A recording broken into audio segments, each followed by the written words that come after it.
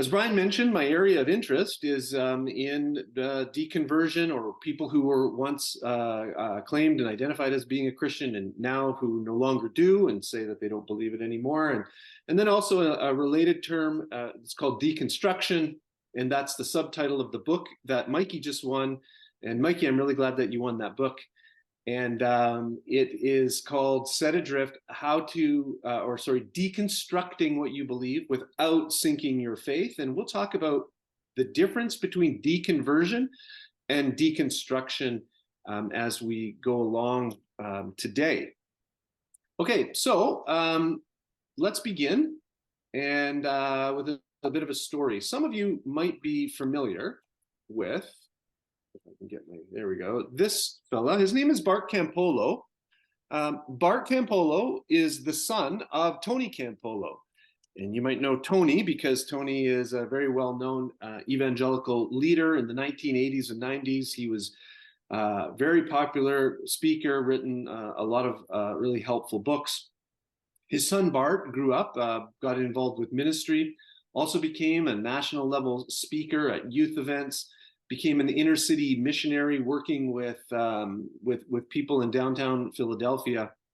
But then over time, he started to develop some doubts, went through a bit of a faith crisis, and then eventually came to the place where he said that he doesn't believe in God anymore. He doesn't believe that Jesus, of course, is who he claimed to be, and no longer identifies as a Christian. He left his ministry and became the humanist chaplain at the University of Southern California. And this is his father, Tony. And Tony said that when Bart shared with him his story and told him that he was no longer a Christian, Tony said that it was like somebody put a knife in his stomach. And I suspect that there might be some who are here today who can relate to both Bart's story of wrestling with faith and having doubts and struggling with what you believe and maybe what you see going on in the world or in the church. And then there probably are people who can relate to Tony's story, who understand what it's like to feel the pain of someone that they love no longer identify as a Christian. And so what we're going to do today is we're going to take a look at what are the statistics, right? Like why is this even a topic worth investigating? Who is it that's deconverting or who is leaving the faith? We'll define what that is in just a minute. Why are they leaving the faith? Specifically, we'll look at two factors. And then how can we best respond? Right, so what are the statistics? Now, statistics will tell you lots of things. They can tell you how much things weigh or how many things there are. But when you're doing an empirical investigation, they never get to the heart of a person. They don't reveal if someone was truly ever born again. They don't share with us the level perhaps of someone's commitment or their affections towards the Lord Jesus. But they certainly are helpful in telling us what's going on out there in the church when it comes to at least who is and who is no longer identifying as a Christian. So here are just some statistics, and we could spend probably the next hour looking at these, by the way. This is not just a few statistics that I've cherry-picked. Just about, and I don't even need to qualify it, every stat that comes out or every study that's done points in the same direction, and that there is a ton of people who once identified as Christians and now no longer do. So Lifeway Research says that about 70% of students lose their faith in college, and only about 35% of those return. The Pew Research Center says nearly 1/3 of Christians under the age of 30, by the age of 30, will no longer identify as Christians. They also say that for every one person who converts to Christianity, 4 people leave. Think about that. For every one person that comes to know the Lord at Camp Oshpakun or at Awana, or through the ministry of Bethel or the other churches in the Sioux, there are 4 people who are walking away, statistically speaking. Another really interesting fact is that in the 1990s, only about 5% of the United States population identified as a nun. And by a nun, I'm not talking about a female Roman Catholic woman who has committed herself to God. I'm talking about someone who on a survey, when asked what their religion is, they would say that they have no religion, they have none. These would be people who would be atheists, who would be agnostics, or just unaffiliated people. They might say, I have no position on anything, I just don't identify with any religion at all. In the 1990s, as you can see on the screen, 5% of the United States population identified as a nun, but today there's 30%, almost 30% of the United States population says, no, I don't have any identification as a religious person at all. And if the trends continue, if those who identify as Christians continue to decline and those who identify as a nun increase within one generation, the majority of people in the United States will identify as a nun. And in such a short time, that is a really astounding number. There is a major shift that's taking place, not only in the United States, but also in Canada. If you're interested in some of the statistics about Canada, you can look up a study that's called Hemorrhaging Faith that came out a few years ago, and it will give you some of the statistics about what's happening in Canada. Now, we know where these nuns are coming from. They're not born, but they're actually made, right? They are people who once identified, 78% of them once identified as a religious person, and they've had a shift in their thinking, a shift in their identity. They say, I'm no longer a religious person, and you can probably guess where the majority of those people came from and how they once identified, and that is that they once identified with the Christian tradition. Now, here is maybe the most stunning of all. This is from the Pine Tops Foundation. They did a study called The Great Opportunity, and here's what they conclude. The next 30 years will represent the largest missions opportunity in the history of America. It is the largest and fastest numerical shift in religious affiliation in the history of this country. Even in the most optimistic scenarios, Christian affiliation in the US shrinks dramatically. And in our base case, which just means our best case scenario, over 1 million youth, at least nominally in the church today, will choose to leave each year for the next 3 decades. 35 million youth raised in families that call themselves Christians will say they are not by 2050. We believe that our base case likely underestimates the problem. Well, it's hard to find clear data. As far as we can tell, this is the single largest generational loss of souls in history who were nominally raised in the church and no longer call themselves followers of Jesus. That's a really significant number. Now, there are some important words in there. Maybe the most important word is nominally. And they use that word because they're identifying people who said, I am a Christian. I make that claim. They're not claiming that these people were born again or that they were regenerated, but they are saying that they were people who once identified as Christians. And we'll sort of talk about what the difference between those are in just a minute. Now, I want to talk also maybe right now about the difference between 2 words that we'll hear today. And one is deconvert or a deconversion, and the other is someone who is deconstructing or to deconstruct. These two words are used interchangeably sometimes, but I think that it's probably helpful to make an important distinction.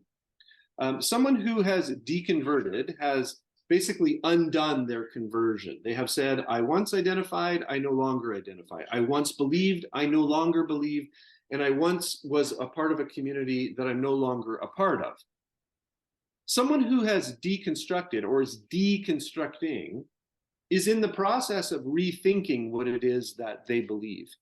They may have been handed a faith, they've been handed the Christian faith, and they've said, you know, I'm not sure what I think about all of this. Let me pull it apart and look at all of the different aspects and then maybe reconstruct it in a way that aligns maybe more with my values or my morals or my ideals. Or in some cases, maybe I've been handed a version of the Christian faith that I don't think aligns with the Bible very well. And so I'm going to take it apart and then compare it to scripture, and then put it back together in a way that I think is more biblical. Now, in the book that Mikey just won, Set Adrift, Deconstructing What You Believe Without Sinking Your Faith, Sean McDowell and I wrote that book for people who are in the second category, who say, I don't question if Jesus is the way, I just question what the way of Jesus is supposed to look like. I was given a version of the faith that I just thought was simply pure Christianity. I've realized that it's not pure Christianity, it's an interpretation or a version. And I'm not sure that I think it lines up well with the Bible. So I'm going to reanalyze, rethink, and reform my belief. We think that that's a good thing to do. But we also think that it can be a dangerous thing to do, because unless it's done within certain guardrails and maybe with some helpful guides, it can end up in a version of Christianity that doesn't really look anything like historic Orthodox Christianity. And it could also end up just in deconversion, where someone ends up leaving. And so the version of Christianity that gets reconstructed isn't like the knot at the end of a rope that allows someone to still hold on to their faith. It can sometimes just be a halfway house for them just leaving the faith altogether. So when someone is deconstructing, the really important question to ask is, are you trying to figure out whether or not Jesus is the way, or are you trying to figure out what the way of Jesus is supposed to look like? If it's the first, then the next important question is, what is the authority that you're going to reconstruct this faith according to? Because as you take apart a building and put it back together, you're always doing it according to some standard, maybe some blueprints that you have. If the version of the faith that someone is taking apart and putting back together is there, and the standard is only their own modern moral sensibilities, their ideals, their truth, then inevitably the version of Christianity that they reconstruct will look very little like historic Orthodox Christianity and very much like our current culture. Right? And so deconstruct or deconstruction is a word that gets used in a couple different ways. So Sean McDowell and I write the book for those people who are trying to do it in a way that reflects what the Bible teaches.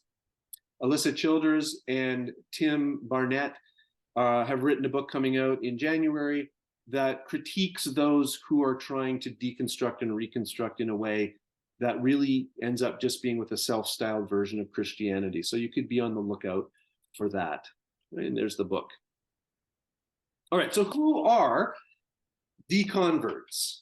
Well, they're usually people who actually are quite happy that they've left the faith, believe it or not. When you read the testimonies or listen to the stories, the majority of people who once identified but no longer do will tell you that the thing they all have in common is that they feel freer, that they are happier, that they feel liberated after leaving their faith. Right? So someone who's a deconvert is someone who says they no longer believe, they no longer are a member of a church, they don't identify with that group anymore. They certainly don't identify as a Christian anymore. They've left that behind. Not everyone who leaves becomes an atheist. Some people will just leave and say, I don't really know what I think, I don't really know what I believe, but I know that Christianity can't be true. And all of them would identify as a none, right? I don't have any religion anymore. Sometimes it's intentional. There are people who go on a quest. They find a problem that really hits home with them, and they need to get to the bottom of it, and we'll see what some of those problems are. And in the process of trying to discover whether or not Christianity is true, they come to the conclusion that it's not, and they say, hey, I don't believe this anymore, a clean break. Then there are other people who just drift away. These aren't people who would say that they have intentionally gone on the search, but just over time, Christianity has maybe not really stuck for them. It's something that they don't really consider as part of their life. They may have gone to ABK or Galilean and made a profession at some point when they were younger, but it didn't really take, and they've kind of just drifted away. But for most people who once identified and no longer do, those who are posting online, those who identify as someone who's gone through deconversion, the issue for them usually is truth. It's not just relevance. And what I mean by that is they want to live, or they claim that they want to live according to the truth, and they came to the conclusion the Bible is not true. It's not because it's not relevant for them anymore, or it doesn't speak to their life. But for most people who intentionally leave the faith, it's because they came to the conclusion that it wasn't true. And the process will look generally something like this. It's not always exactly a step by step. It's sometimes a step forward and a step back, but there's a certain context that people come out of who once identified as a Christian. And the majority of people, if you were to spend time online reading stories, you would find that they have something in common, and that is they come out of a context that is very narrow, that is very rigid, that can be very legalistic. Right? And because of that, it seems to set them up to push back and maybe even in some ways to rebel. But maybe in some ways it's not even rebellion. Maybe it is a justified pushback on some legalism. So most people come from a pretty narrow, conservative, strict, tight, fundamentalist background. Secondly, there's a crisis that takes place. They come across a passage in the Bible that they don't know how to harmonize. They experience evil in a world where they've been told that God is good, and it touches their life personally. Maybe they've been hurt by someone in the church, and it causes them to wonder, hey, is this really true? Lots of Christian young people, and I say this in sort of quotes, need to get saved probably 3 times. And what I mean by that is they get saved as a child because they think that it's true and they don't know any better. Then at some point, they hear someone in their teenage years tell them that their faith needs to be their own and not just their parents'. And so then they make a rededication of their life and say, yes, this is really my own faith. And then often later, in their mid-20s, when they're coming into their own intellectually and getting off on their own and meeting other people, the next question that they ask is, wow, I made a commitment to this, but is it actually true? I haven't really thought about the truthfulness. I've never investigated if there's evidence for it, or what about the criticisms of it? And they go on a quest for truth, right? And so they start asking questions, and they start investigating, and they start looking. And some, when they go through that process, will try really hard to maintain their faith. I've talked with lots of people and read lots of stories of folks who said, I really wanted to remain a Christian, but when I started looking into it, I wasn't convinced that it was true. And in fact, I came to the conclusion that it wasn't true. And those are the hardest stories to listen to, by the way. Those are the hardest people to sort of make sense out of, because there are some people who you listen to and say, you didn't want Christianity to be true. You were just looking for an off-ramp. You were just looking for an excuse to get out. But it's those people who try and retain their faith, but don't, that are particularly troubling and challenging to make sense out of. Often then they will move into agnosticism, which just means to say that they'll say, I don't know what I believe anymore. I used to be confident, but I'm not so much. And then the next phase would be saying, I don't believe this at all. I'm an atheist, maybe, or at least I'm no longer a Christian. And then coming out and identifying as such is kind of the last phase of the process, where they might say, I've been feeling this way for a long time, but I didn't have the courage to say anything, but I want you to know now I don't believe. From beginning to end, the average time that this takes is about 3 years. Some people go through it really quickly. And to be honest with you, those people who go through it really quickly give indications when you read their story that they were sort of always swimming in the shallow end of the pool to begin with, that their commitment level was low, that they maybe never really understood the gospel. The people who take a longer time are those who seem to be further into the deeper end of the pool and have had a deeper commitment and lament the loss of their faith to a certain degree. There are certain personality traits. If you were a betting person, or Las Vegas, if they were to put together the profile of someone that they would say is most likely to leave their faith, there's a certain set of personality traits that people who have lost their faith seem to possess in higher degrees than other people. Right? They seem to be above average in intelligence. That's not always the case, but there's enough studies that seem to show that is the case.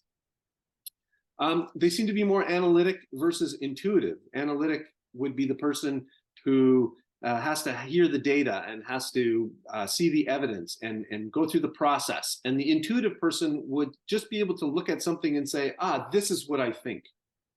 The analytic person looks out and sees the world and says, yes, I think that there could be a God, but there also can be another explanation for this. Let's look at all the data. The intuitive person looks and says, it is clear to me, just by looking at the complexity of the world, that God exists.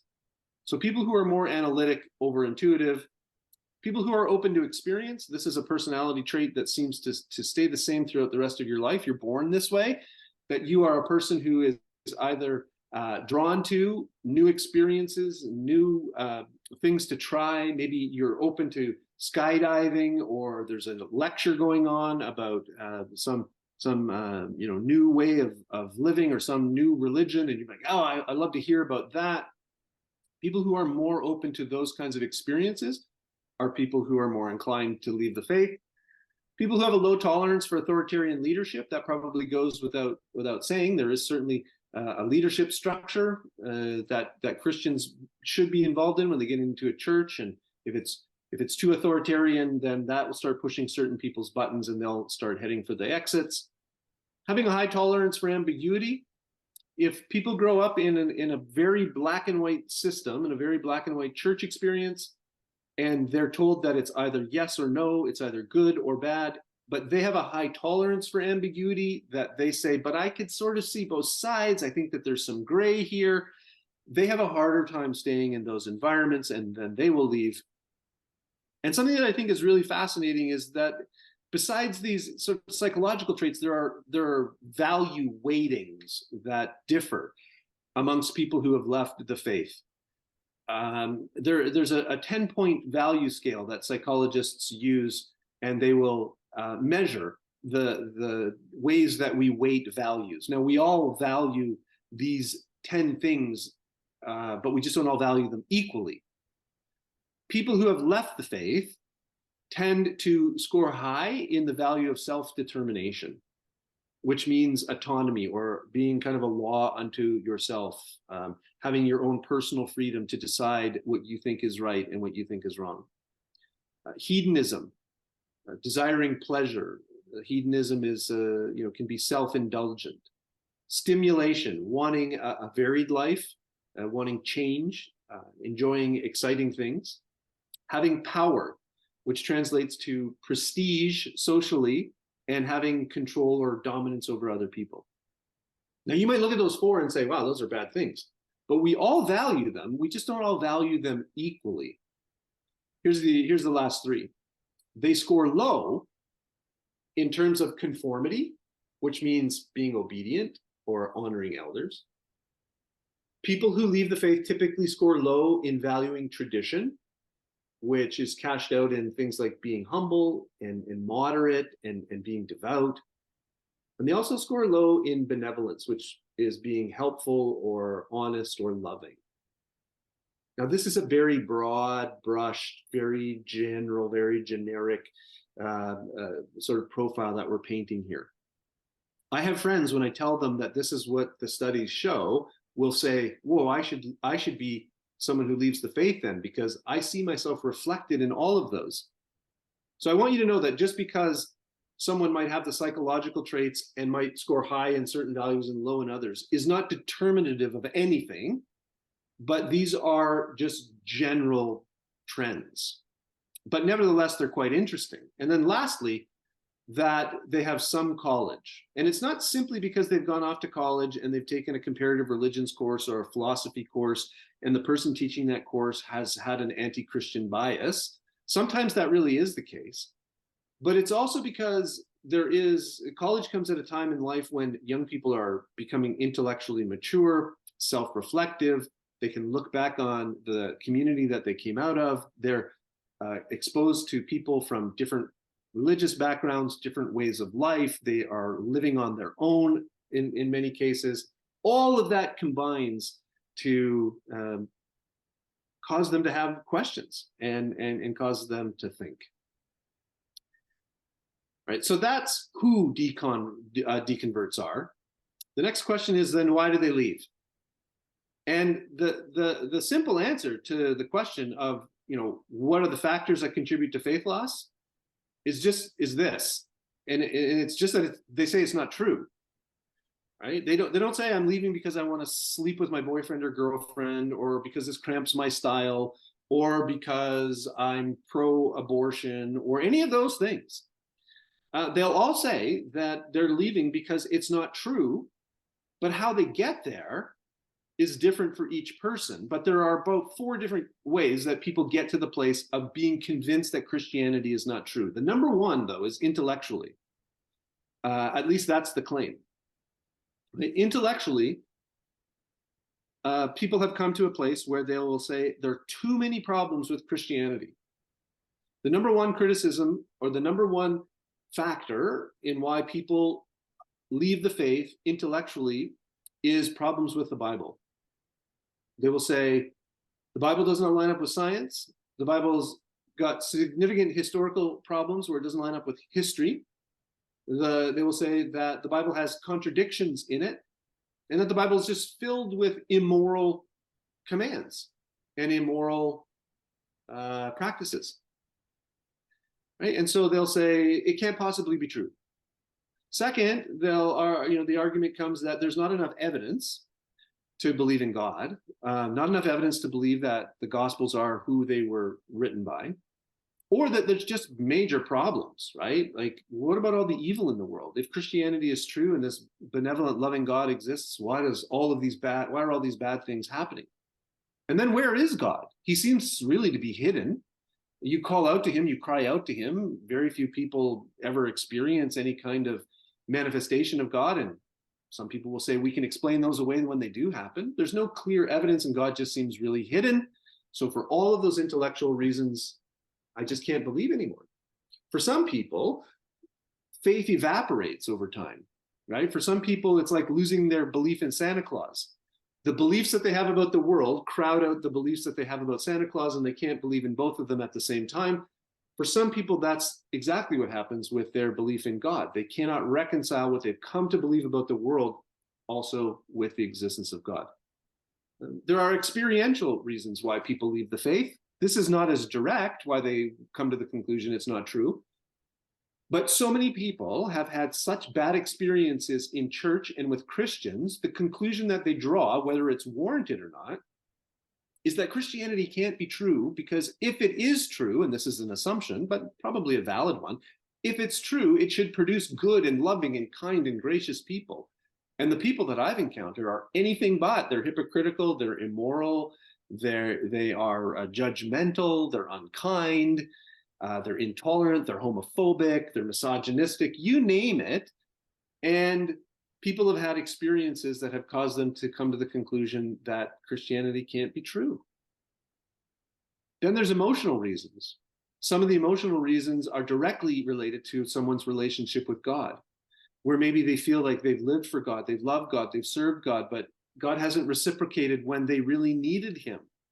They've given God what he wanted, belief and glory and honor and love and worship. And then when it came right down to it, what did God give them?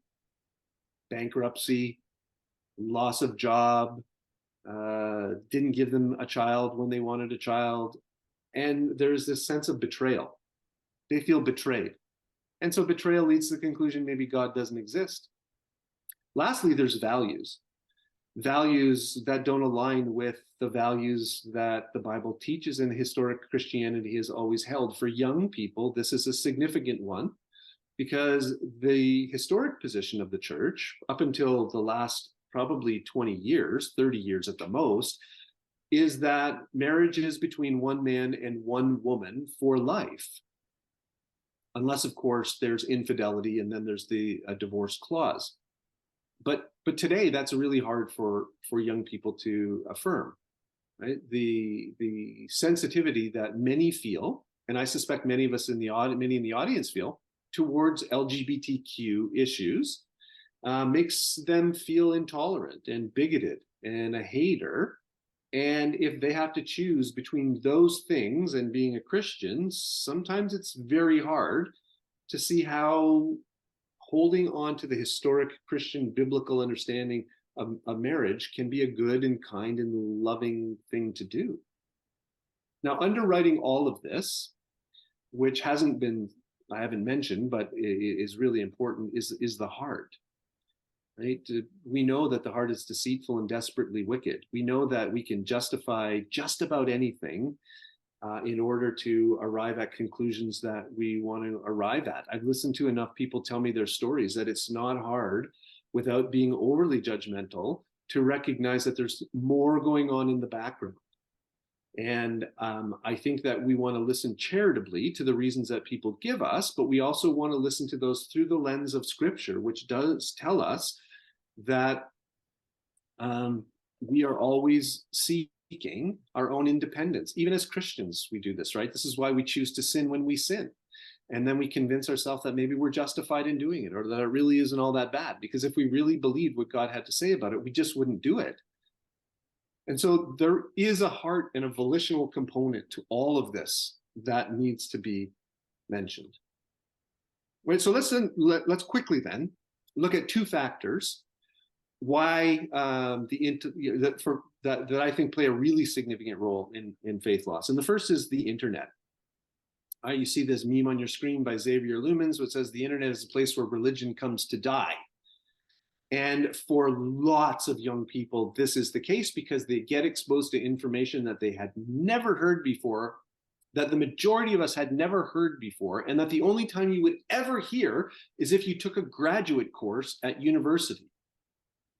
But now information is being, sort of shared online about difficulties with the number of manuscripts that stand behind the Bible, or the variants in the manuscripts, or how the New Testament was put together, or historical criticism in the Old Testament, or problems with archaeology in the biblical record. These are things that no one ever encountered before, or never had thought about before, because none of us had ever encountered an atheist bookstore, an atheist television network, an atheist publishing house. No one had ever heard atheist radio programs before. But we all had communities that we worshiped with on Sunday. I could ride my bike to Miss Frizzell's bookstore that is now the Scripture Gift and Bookshop, owned by Wes and Angela. And I could find books there that encouraged my faith. I could listen to ministries on the radio that were dedicated to defending my faith. I could watch television programs that were dedicated to the truthfulness of Christianity. There are dozens of publishing houses out there. There are multiple networks of television networks and radio networks, and hundreds of Christian radio stations across the country. But there has never been any outlet or framework or infrastructure for those who criticize Christianity to get their message out until the internet came along, and it has leveled the playing field. It has allowed 1,000 atheist apologists to bloom, and they are putting out information online that criticizes every major Christian speaker, that criticizes every major argument for the Bible. In fact, the most well-known Christian apologetics book is probably Evidence That Demands a Verdict. There's a website that you can go to that is entitled The Jury Is In. And they go through systematically every chapter and criticize Josh McDowell's Evidence That Demands a Verdict and says, look, this is not evidence at all that Christianity is true. It's really hard once you start hearing that and heading down that rabbit hole and listening to more and more and more of these arguments and watching more debates by skillful presenters, for doubts not to creep in and those doubts not to take root, and those doubts and those beliefs start to uproot Christian commitment. Right? Here's Hemant Mehta, who is a deconvert from Islam, and he's well known online, and he says, until the internet came along, we didn't have our version of church. Now that we have a space where we can talk about our lack of religious beliefs, it's much easier to communicate our views. This is Mitch, a college student who I interviewed. He says, I feel that the internet has opened and raised my consciousness to a point where I have a very different priority on what's important as opposed to what I did before I had this information. The internet started opening my eyes that the atheist movement had been out there. This is the MIT Technological Review, who published in 2014 a study done by a college professor by the name of Alan Downey from Olin College, where he correlated the use of the internet and the loss of religious faith. And the title, as you can see, is How the Internet is Taking Away America's Religion. And then the subtitle is Using the Internet Can Destroy Your Faith. Another study that came out in 2018 correlates or claims that you can account for about 20% of faith loss to the internet and the new information that is being exposed. And sometimes unbelievers or atheist apologists will liken the internet and the influence that it has on allowing counter information to get out, challenging the Christian faith, to the same effect that the printing press had in Europe when Gutenberg printed the Bible and disseminated it across Europe, and people started to believe because they had the Bible and they had that information in their hands. The internet is doing the exact same thing, but in reverse for other people, because it's exposing them to the falsehood of Christianity. So Josh McDowell says the internet has given skeptics and atheists and agnostics, the very people who like to destroy everything that you and I believe, the almost equal access to your kids as your youth pastor and you and I have, whether you like it or not. And he's right about that. Here's an example. This is a website. I don't have the website listed there because I don't want anyone to go to it, but this is a website where people will share their testimonies of leaving the faith, right? There's one, My Journey Out of Christianity. And here's a website that will tell you 4,141 reasons why Christianity is false. Right? Here's a Reddit thread, and it is for people who have left the faith. Look at the one in the middle that says testimonies of former Christians. I don't know if you can read that or not, but there are 33,200 posts there. 33,000 stories of people who once identified as Christians and no longer do. And you can find websites like this dedicated to former missionaries, to former pastors, to former worship leaders. There is a website called the Clergy Project that is dedicated to just people who were in ministry and now say, I don't believe it at all anymore. Oops. So you can see how the internet can play a really significant role. Now, I don't think that the internet is all bad, of course. I think the internet is being used in incredible ways. We're using it right now. Thousands of people come to know Jesus through the internet. It can cross borders where the gospel can't go by people carrying Bibles in. Like, lots of good things about the internet. But we just need to be aware, and we just need to think well about how we engage with the internet. And maybe some questions will come up in the question time about that. Right. Next is our cultural factors. Right. So there's this intellectual component, this new information, this counter information that's coming in, causing people to doubt.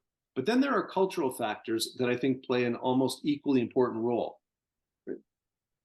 Like this pot being squeezed by these hands and shaped and molded, culture influences us and forms us in a way, for the most part, that we're not even aware of. It's very subtle.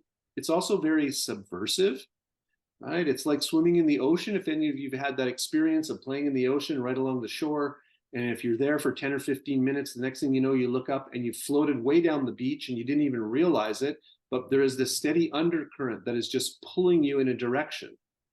And culture has that steady undercurrent that is always pulling us in a direction. It's always squeezing us and forming us into a particular shape and a mold. And what I think happens with a lot of people, especially a lot of young people, is that the values that are out in the world, right? So our modern moral sensibilities, what the good life is supposed to look like, where we ground our identity in basically our emotions or our feelings, what it means to be a male or what it means to be female, what marriage is, what does success look like, what is happiness. All of those are kind of cultural values. And those cultural values are sort of out there. And what they do is they implant themselves in us, but not up here, first they do so down here, right? We have sort of this gut level feeling about things. We all feel like we don't want to be intolerant. We all feel like very uncomfortable saying that maybe Christianity is the only way. And that's because of the culture that we live in. None of us would have felt uncomfortable with that 100 years ago. But the reason why we feel uncomfortable about it is because the values of the culture have changed, and those values instill themselves or implant themselves at a gut level in us, and we feel things. And then what we feel, we end up believing.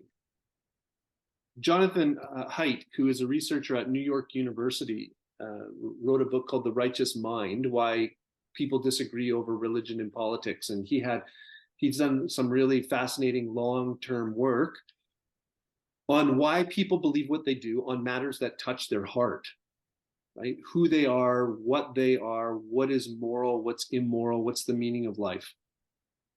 He came to the conclusion, and has lots of data to back it up, that when it comes to these matters that really touch our heart, that we have an intuition at a gut level that tells us what we believe, and then we actually we use reason afterwards to justify that conclusion. So reason is not the engine that's driving the train. Reason is the caboose that comes along afterwards. And what's driving the train is our values. We all have certain values that we give great weight to. And when something triggers those values, we feel that, yes, that's right, or no, that's wrong. And then when someone asks us why, then we come up with reasons afterwards. And there are lots of examples that Haidt has in his research. But let me give you one that's relevant to us down here in Southern California. There's a great debate that rages that I know that you hear of up in Canada of whether or not there should be a border wall along the southern border between Mexico and the United States. Well, that's a moral issue. And when the people who say yes, there should be, and the people who say no, there shouldn't be, don't come to those conclusions by way of reason for the most part. They come to that conclusion because they have a value that they give great weight to, and a border wall might violate that value, or a border wall might support that value.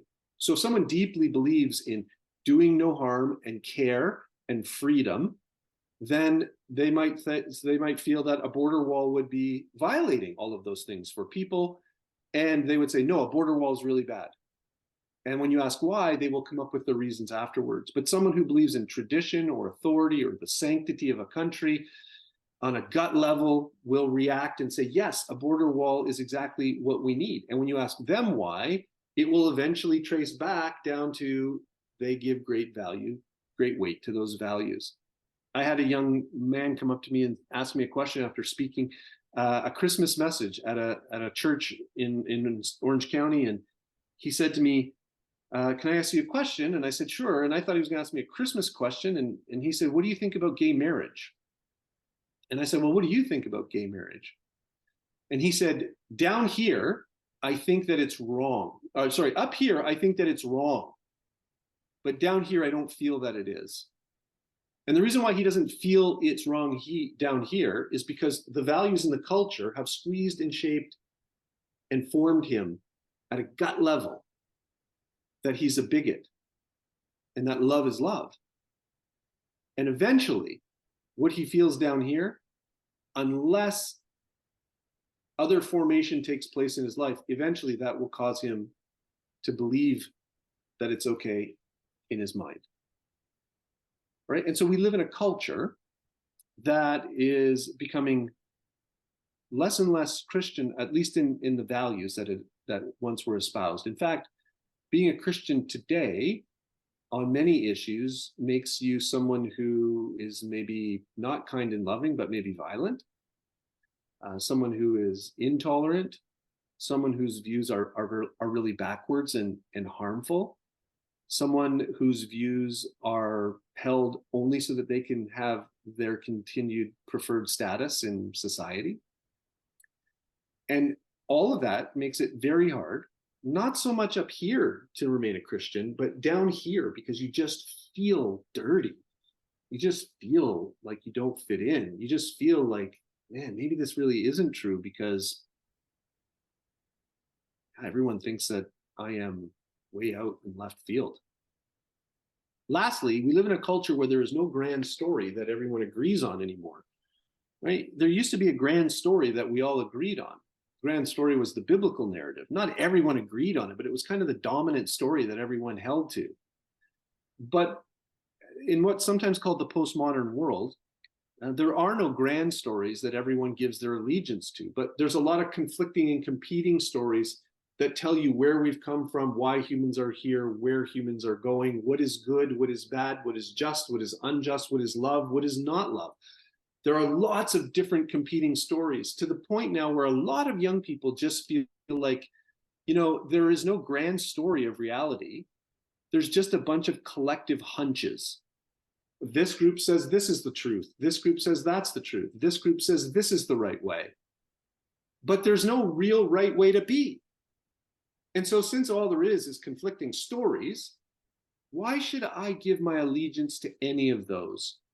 Why should I conform or mold my life to something that really is just a social construct? I mean, we all agree that blue is not a boy color and pink is not a girl color. If, quirks of history had been different, boys could have had pink as a color that identified boys and blue could have identified girls. Well, that same thought just sort of gets expanded and says, yeah, but that's true with gender as well. That's also true with marriage as well. That's also true with sexuality. Like, these are just constructs. Society said this is what's right. Society has said this is what's wrong. And all they are is these collective hunches. So why should I submit myself to that? And if you would like to see this in practice, watch the movie Turning Red by Pixar. Just watch the first 5 minutes of it. Watch High School Musical, Moana, Frozen, The Little Mermaid. These are the scripts that are being given to young people. They're being told that the greatest thing that they can do is live authentic to who they are, to speak their truth, to live their best life now.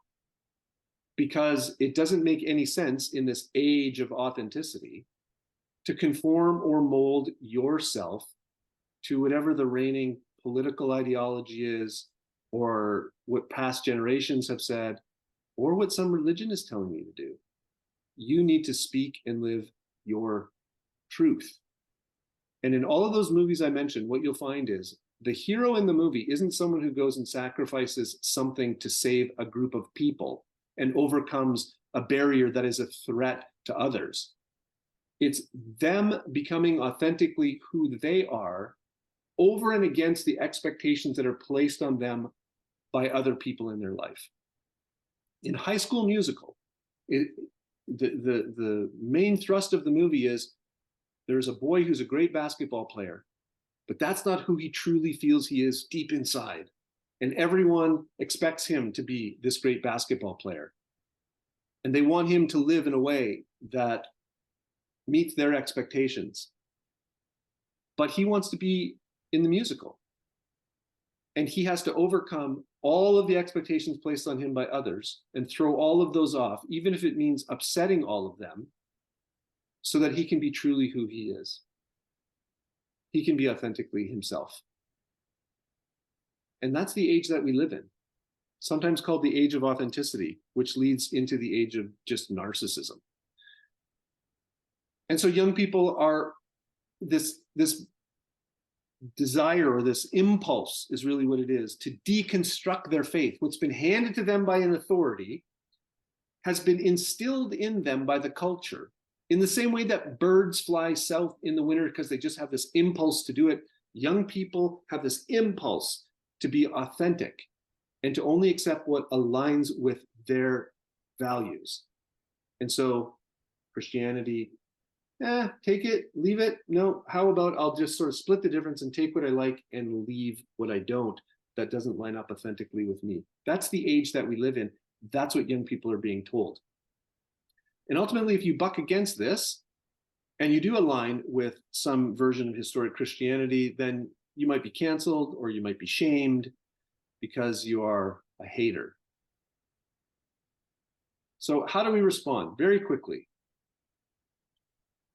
So I think that the wrong diagnosis means the wrong treatment, right? So we need to make sure that we have the right diagnosis to make sure that we can respond well to a faith crisis that someone has. Sometimes intellectual objections can really be like icebergs. What you see out of the water is really the smallest part. And that might be the intellectual objection. But usually that's resting on something much deeper, right? That might be the symptom. That might be the justification for wanting to leave the faith because something else has really caused them pain or heartache, or their heart just is not in it anymore.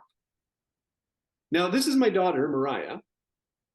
I put this picture up here so that you get a little bit of a flavor for her personality.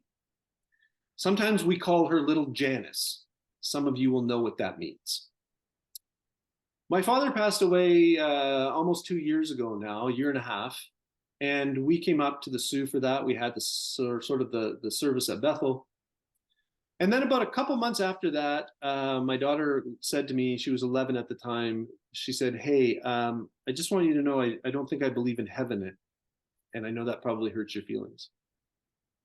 Well, of course, you can imagine what I felt like when I heard that, because, you know, heaven's pretty important in the Christian worldview. And if you don't believe in heaven, then you start asking, then why did Jesus die? So that people could have a relationship with God and spend eternity with him.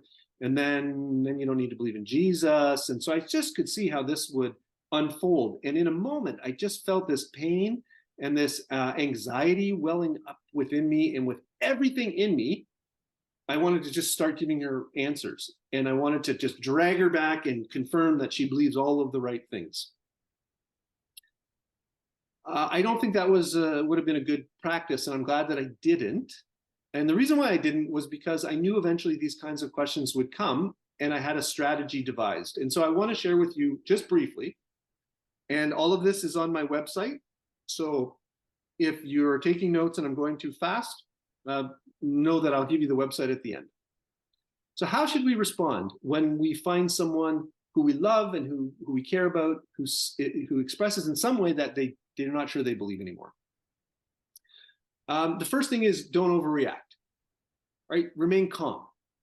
That's really hard to do. It was really hard to do for me with my daughter, but I think that's the most important thing. If we overreact, we will close down any opportunities that we have to continue on any conversation with them. And if this is someone that you love and that you're close to, the most important thing is to keep lines of communication open.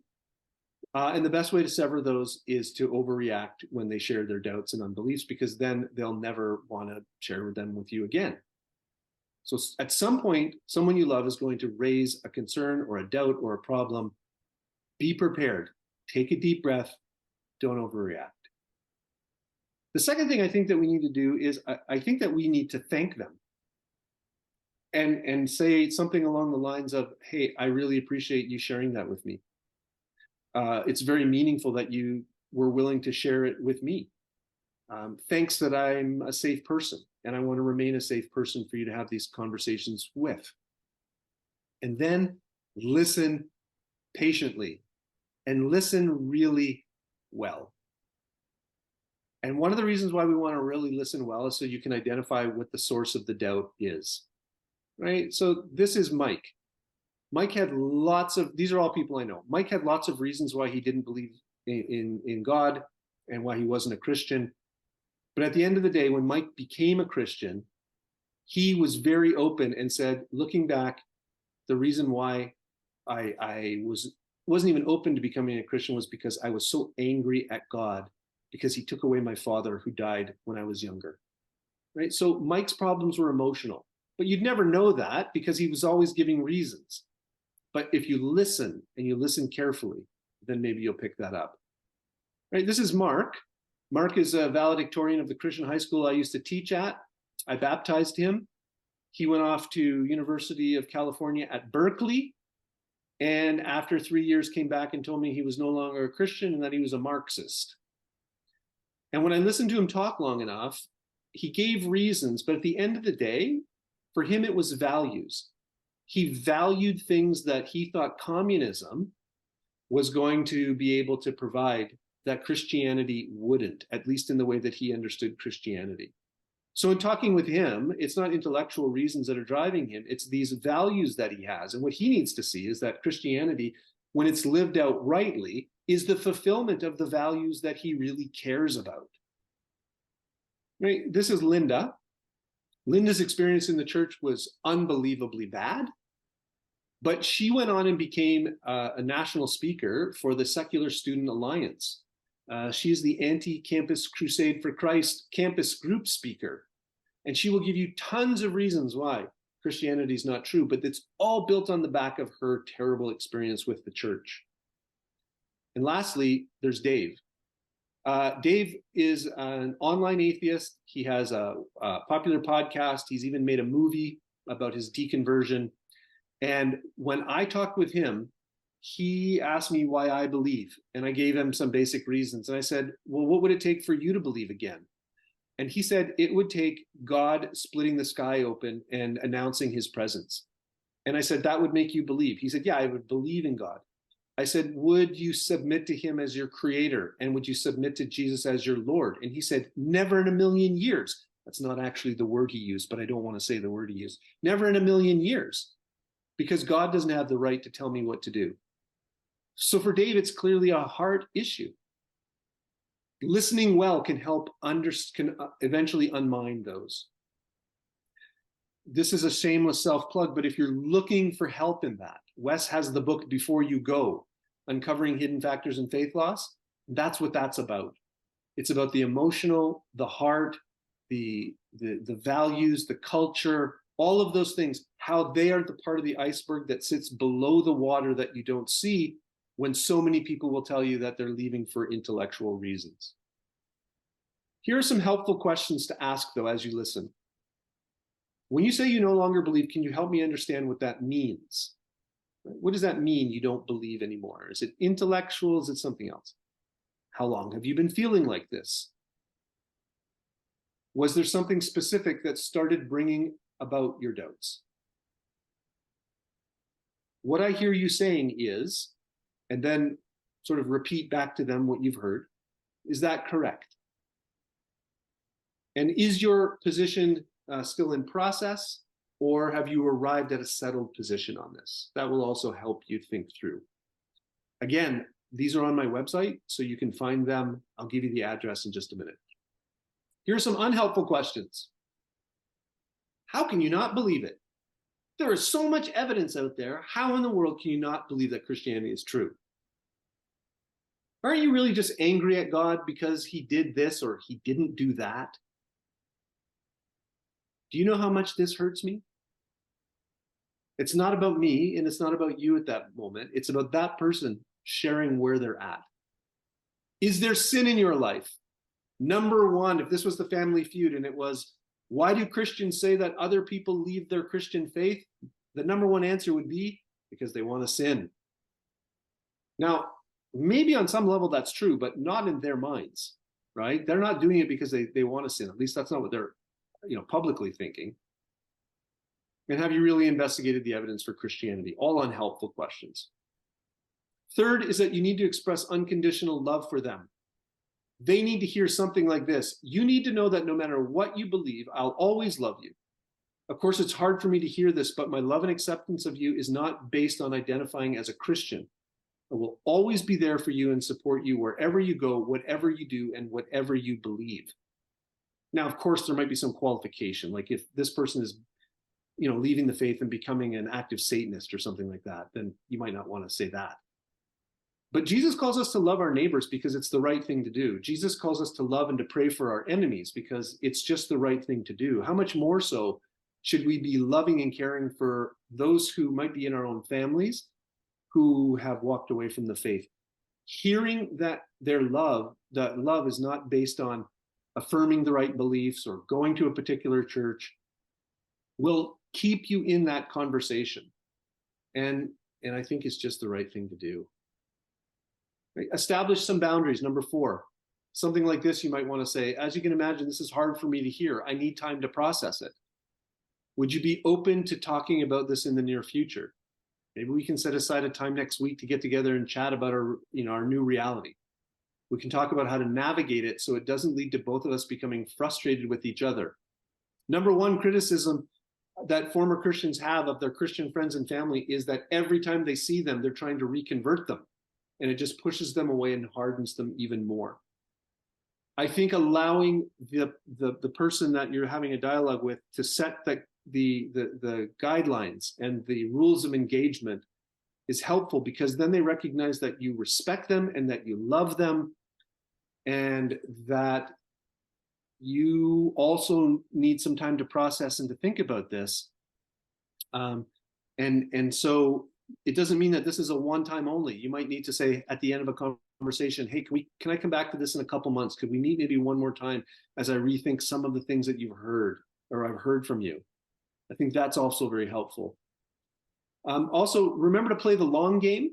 If this is a person on the bus that you've never met before and you're going to be getting off in a couple stops, maybe you want to have more of a pointed conversation. But remember, these are people who are probably going to be in your life for a really long time. And you want to make sure that you continue to stay in the conversation and play the long game. Be patient. Take your opportunities when they come, but don't overextend and be aggressive in dialoguing with those who you love. Remember that Peter is not Judas. Peter denied Jesus, but he returned to the faith. Judas denied Jesus and he never did. And we don't know who will return. We don't know who will come back. Peter comes back within just like a couple chapters, right? Like maybe one chapter. And we say, oh, okay, yeah, he's back. But there are people who have walked away from the faith and returned years later. And so we never really know. And that's an encouragement that Peter is not Judas. And I would encourage you, if there is someone in your life who has left the faith, to think of them and to pray for them like Peter. And lastly, I would encourage you to pray and bring your concerns before God, who leaves the 99 to find the one, who loves them enough to send his son into the world to die for them. We can trust God that he really is good and that he really is loving and that he does have their best in mind. And going to him and interceding on their behalf is certainly something that can't be left out in this entire process. All right, let me just leave you then with this word of encouragement. Man is like a novel. Until the very last page, you don't know how it will end. And there's a handful of people, and a growing number of people, who have returned to the faith, right? This is Darren Raspberry. Darren Raspberry left his faith, renounced Jesus as a mature 20-something, worked for a very well-known atheist website, wrote content for it, but then over time, he said this: sometime last week, I realized I could no longer call myself a skeptic. After 15 years away from Christianity, most of which was spent as an atheist with an active, busy intent on destroying the faith, I returned to a church with a real intention of going for worship. Although I know I may struggle with doubt for the rest of my life as an atheist is over. And this is the girl that I mentioned earlier, who had a terrible experience with the church. I think I called her Lauren, maybe. She went from being a worship leader to becoming a porn actress.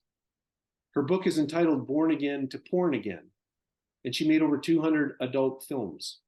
She helped plant a church. She was the leader of a youth group. 2 years ago, her daughter went through a medical emergency that they did not expect her to make it through. And Lauren threw herself down onto the ground and wept and asked the God that she no longer believed in for a miracle. And she is convinced that God did do a miracle and saved her daughter's life. And this is her today. She's an elementary school teacher, and she identifies as a follower of Jesus. And so don't give up and don't lose heart if there's someone out there who you love who has walked away from the faith.